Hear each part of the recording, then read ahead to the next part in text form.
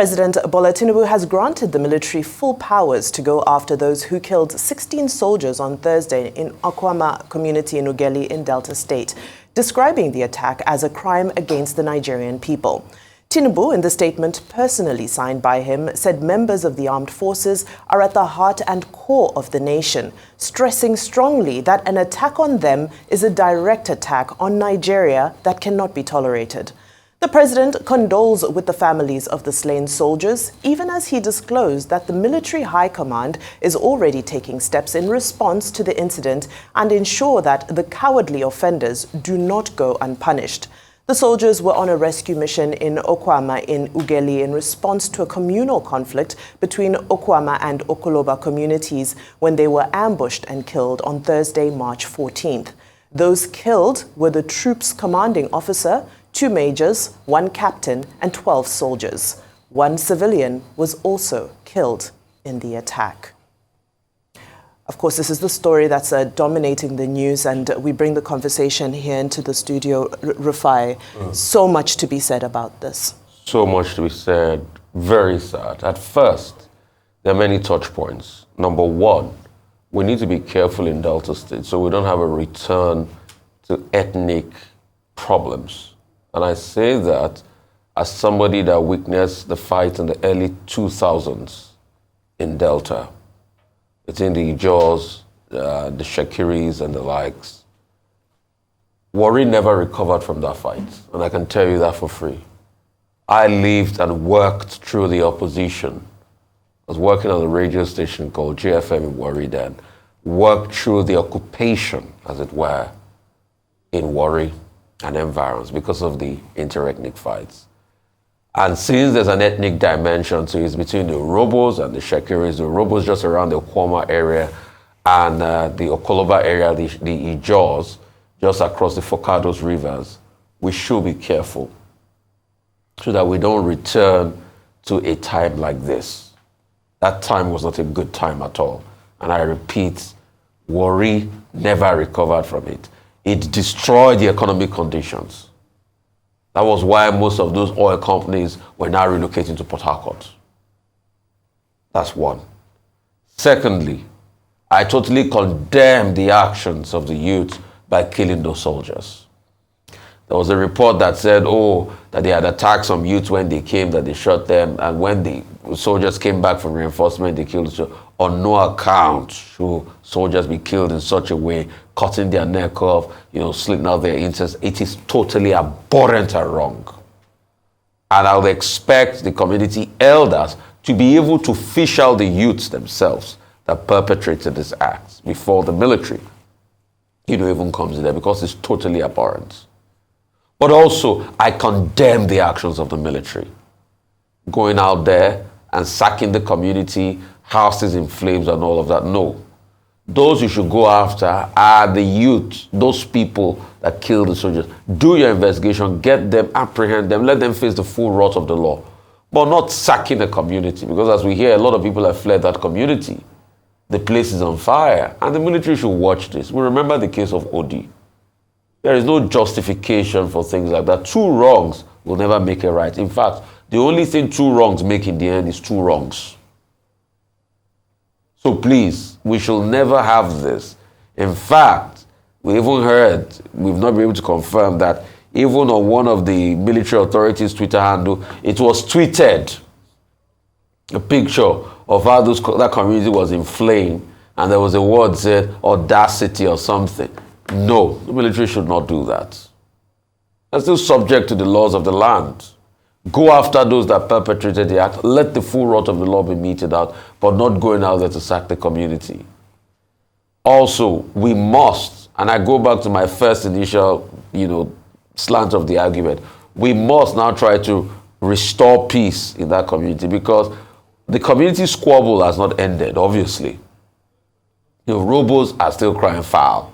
The Ijaws too are crying foul. How can we bring lasting peace to that area? And that's where Governor Sheriff Oboriwori must come in to play a major role in bringing peace. Because I remember the role that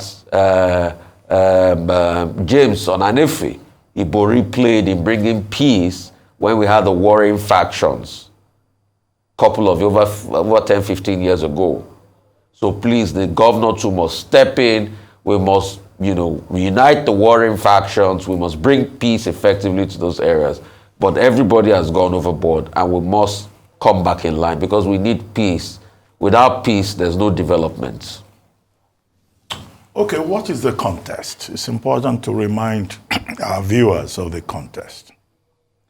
In Okwama and Okoloba communities in Delta State, one in Ughelli South, the other Okoloba community in Bomadi, local government area of Delta State, there was land dispute. And we were told that soldiers were called in. The 181 Amphibious Battalion situated in that area of responsibility, AOR, the military call it. Now, they went in to try to make peace. So the move by the military to intervene has been called a peace mission. Then in the process, they were attacked by irate youths, the reason for their anger not yet established, of the Okwama community. And these soldiers, including a commanding officer, a lieutenant colonel, 2 majors, 1 captain, and 12 other ranks, were butchered. The reports indicate that they were beheaded. Some of them were even cut into pieces. So what happened in that Okwama community is barbaric, abhorrent, despicable, unacceptable, because it's an assault, as President Tinubu has pointed out, on the Nigerian nation itself. It's an assault on the values that tie us together as one humanity. The Armed Forces Act says the responsibility of soldiers is to protect Nigeria where there is any threat to the territorial integrity and the sovereignty of Nigeria. So those 16 soldiers that fell died in the line of duty. They paid the ultimate sacrifice, which President Tinubu referred to in the statement that he put out. And I think President Tinubu's intervention deserves to be underlined in terms of its significance. It seems to me that this is about the first time that the President of Nigeria, acting as Commander-in-Chief, will issue a personal statement signed by himself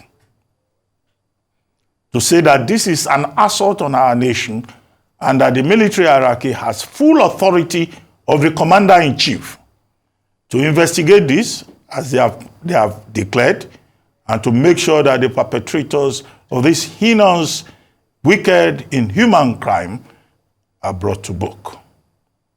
But what are the issues here? Number one, what we're seeing, again, I return to the president's statement, is the danger that soldiers face in trying to lay down their lives to make sure that the rest of us can survive in this environment. It points again to the scale of the level of insecurity within the Nigerian environment and the importance of those men of valor who are prepared to die so that the rest of us can be saved. Now, these are not people who should be slaughtered or beheaded by anybody because they are the ones who protect us. So the president is right to say that the criminals, the criminal youths of Okwama community must be brought to book and made to face justice. That's number one. Number two, the other issue is, why is it that the military, soldiers, are being called upon to engage in resolving land disputes? That's police work. That's something that could have been handled by the DSS. And this is the point we make when we say that using the military to do police work just shows that we're already in a state of anarchy in this country. The Nigerian military is overstretched. They are over-abused. The third point. has to do with the major implications of this.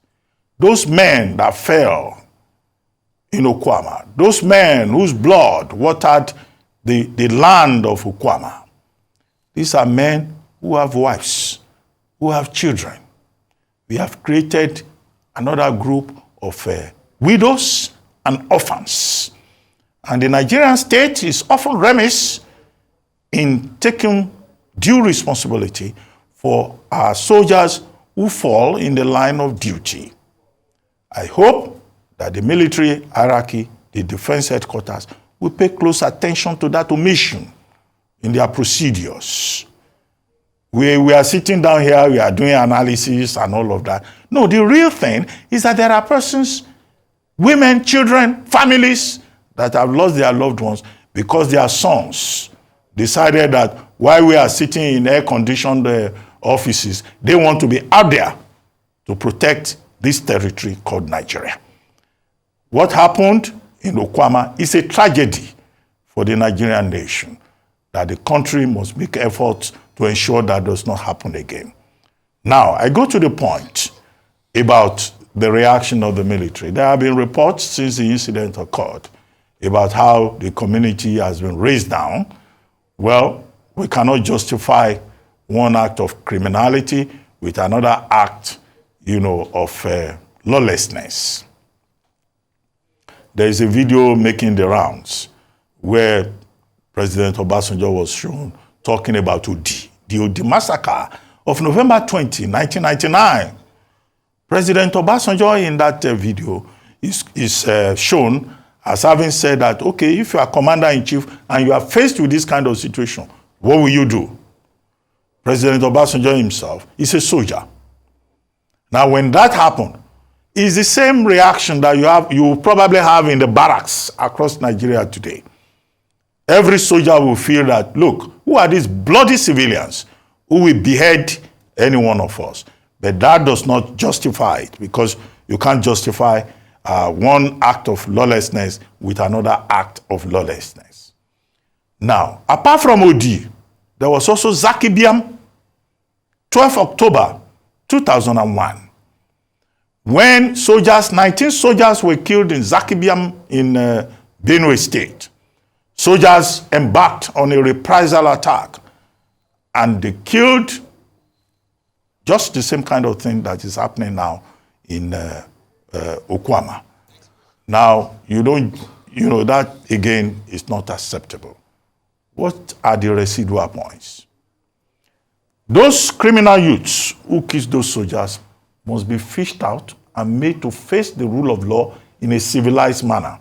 When people commit a crime, our laws have due processes as to how you deal with criminals. They must be made to face due process. The soldiers who went to that Okwama community to burn down the place, if they can be identified, those same soldiers also should be made to face the rule of law.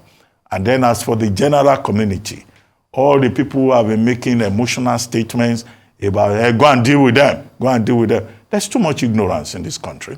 And that's why we keep saying that the government of Nigeria should invest heavily in education, because too many stupid people around the place who make unintelligent comments around the place.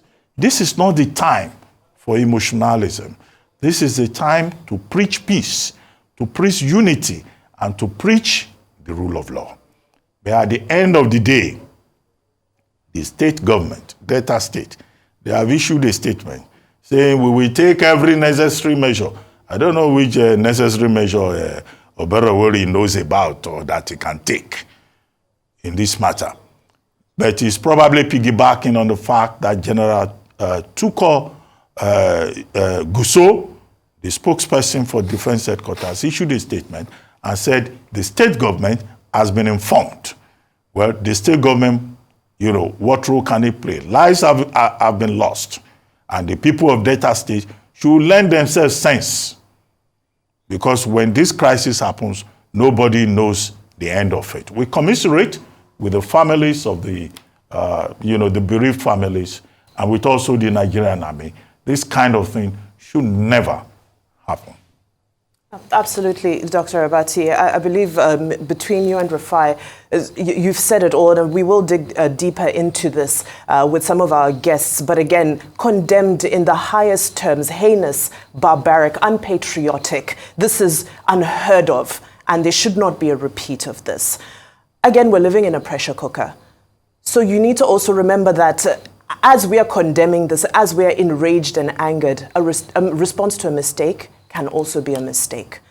With the pressure cooker environment that we're living in Nigeria right now, with so many frustrations, hardships, everybody is living on the edge. So how the situation is managed is very important as to how we will move forward as a nation. Already so many sentiments are being flared up. It's not necessary. This needs to be managed in a very responsible way. Now, moving on to the next story.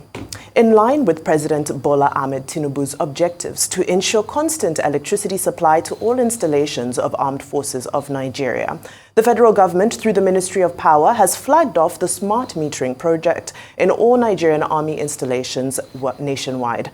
Our correspondent Moshumola Ogiolu tells us more.